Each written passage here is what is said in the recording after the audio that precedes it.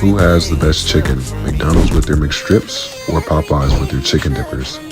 They charged me $5.68. As in the signature sauce,